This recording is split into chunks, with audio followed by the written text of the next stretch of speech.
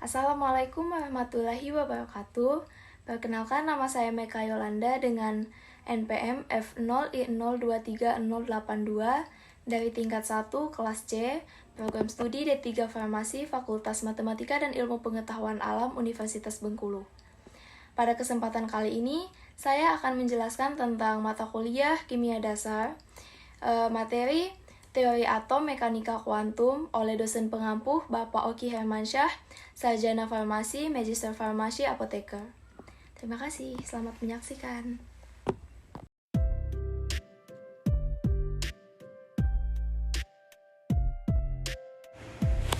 Teori atom mengalami perkembangan mulai dari teori atom John Dalton, Joseph John Thomson, Ernest Rutherford, dan Niels Henrik David Bohr. Perkembangan teori atom menunjukkan adanya perubahan konsep susunan atom dan reaksi kimia antar atom. Teori atom yang kelima ialah teori atom modern atau yang dikenal juga dengan teori atom mekanika kuantum. Teori atom modern ini merupakan teori yang membahas mengenai model atom yang paling modern jika dibandingkan dengan berbagai teori atom lainnya. Teori atom merupakan salah satu bentuk dari teori ilmiah yang memiliki sifat alami materi, di mana teori ini menyatakan bahwa materi tersusun dari satu satuan terkecil yang disebut sebagai atom. Di dalam atom sendiri terdapat beberapa jenis teori dan salah satunya adalah teori atom mekanika kuantum.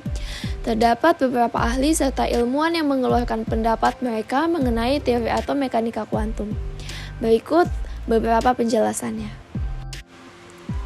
Ahli yang pertama yaitu Louis Victor de Broglie, yang mana ia merupakan seorang fisikawan asal Prancis, mengungkapkan pendapatnya mengenai teori atom mekanika kuantum, dengan mengatakan bahwa gerakan partikel seperti elektron yang memiliki berbagai sifat panjang gelombang yang membuat berlakunya hukum gelombang. Hukum gelombang atau lambda sama dengan tetapan Planck dibagi dengan momentum, atau tetapan Planck dibagi dengan massa dikali kecepatan.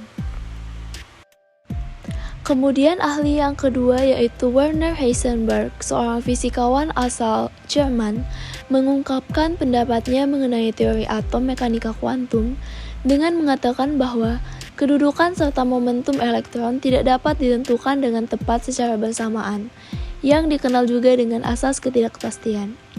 Hal tersebut yang membuat elektron yang mengelilingi inti, jaraknya dari inti cuma dapat ditentukan melalui berbagai kemungkinan saja.